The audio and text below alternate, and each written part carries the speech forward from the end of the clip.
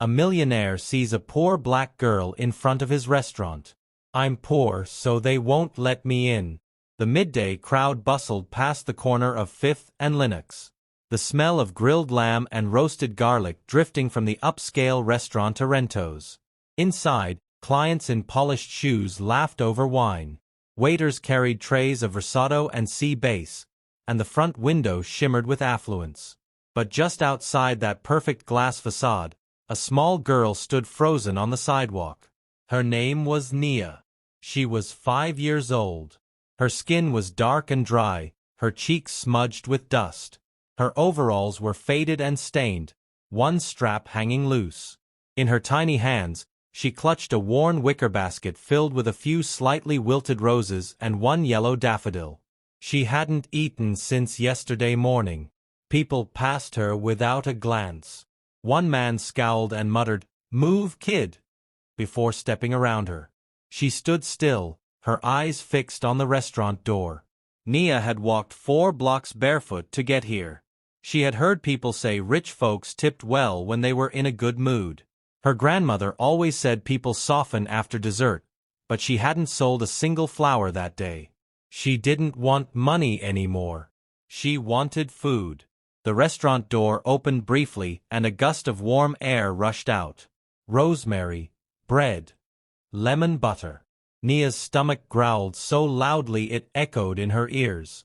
But before she could step forward, a hostess blocked the entrance. "Sweetheart," the woman said with an artificial smile, "you can't stand here."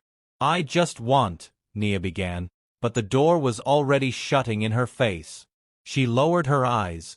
Her grip tightened on the basket. That's when the man in the navy blue suit noticed her.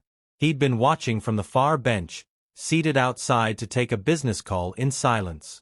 Elliot Bennett was a self-made millionaire. 41, white, impeccably dressed.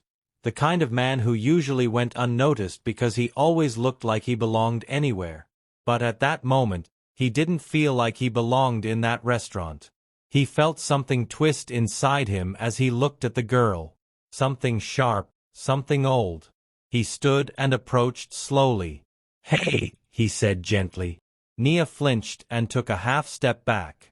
"I'm not going to hurt you," Elliot added quickly, kneeling to her level. She stared at him silently, eyes rimmed red. Her lips were dry. "Are you okay?" Nia shook her head. "I'm poor, so they won't let me in." The words hit him like a slap. Not because they were angry, but because they were true. Elliot glanced at the door. He'd been there hundreds of times. He knew the owners. He'd signed 7-figure contracts at Table 5. But in all those years, he'd never once noticed who wasn't allowed in. "Did someone say that to you?" Nia nodded. "The lady," she said, "I can't come in 'cause I'm dirty, but I just want some bread." Elliot blinked.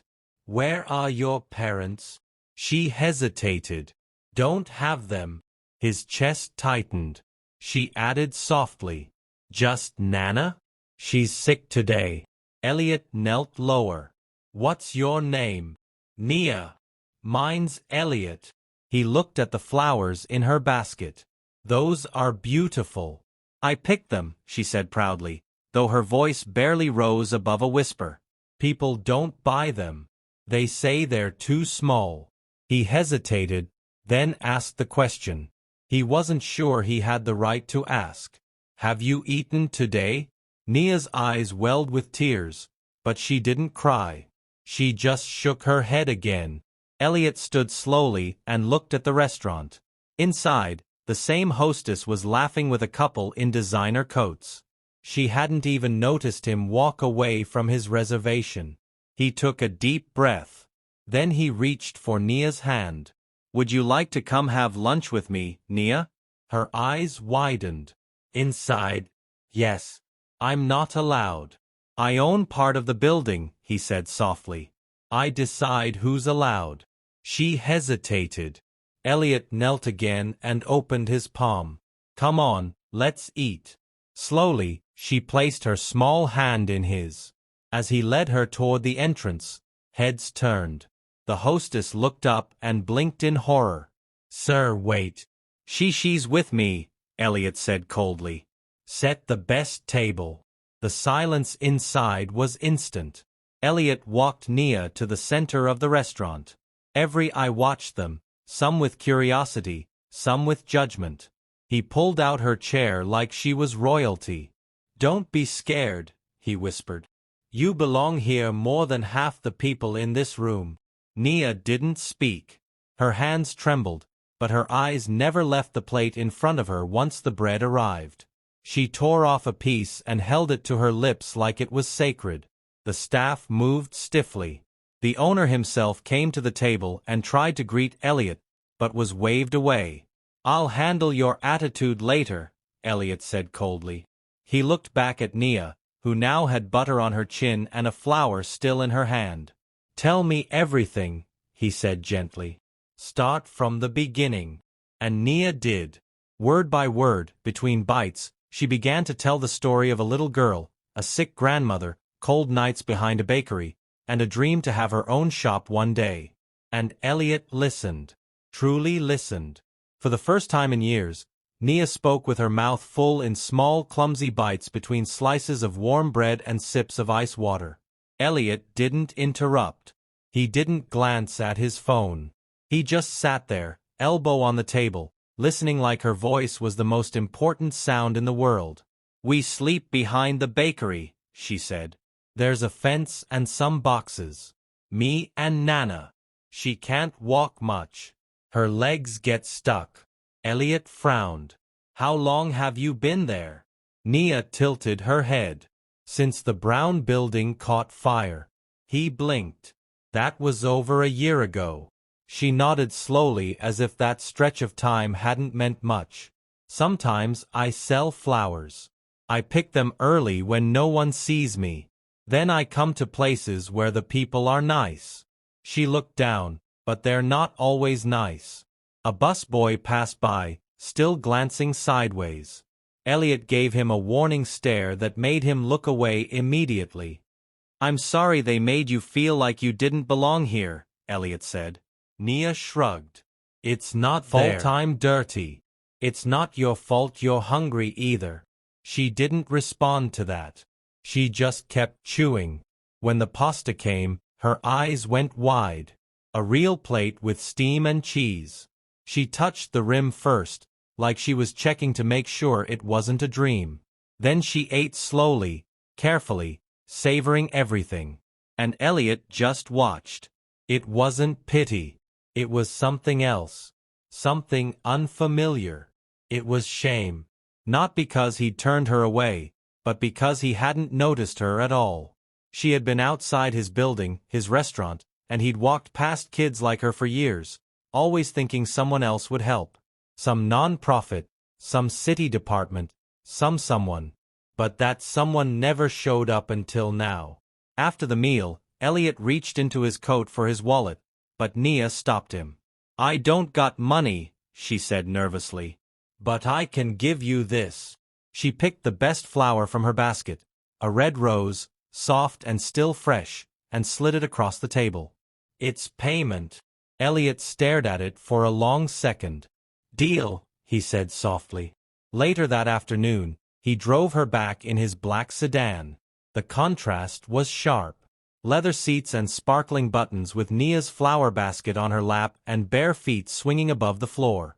They pulled behind the bakery. A makeshift tent of plastic sheets and boxes was tucked into the alley, and beside it, under layers of blankets, lay an older black woman wrapped in a threadbare sweater, breathing shallowly. Nana, Nia whispered, running to her side. I brought you some food. Elliot followed, stunned. He hadn't expected it to be this bad. He knelt beside the woman and gently introduced himself. She looked up weakly, her voice. I told her not to bother no one.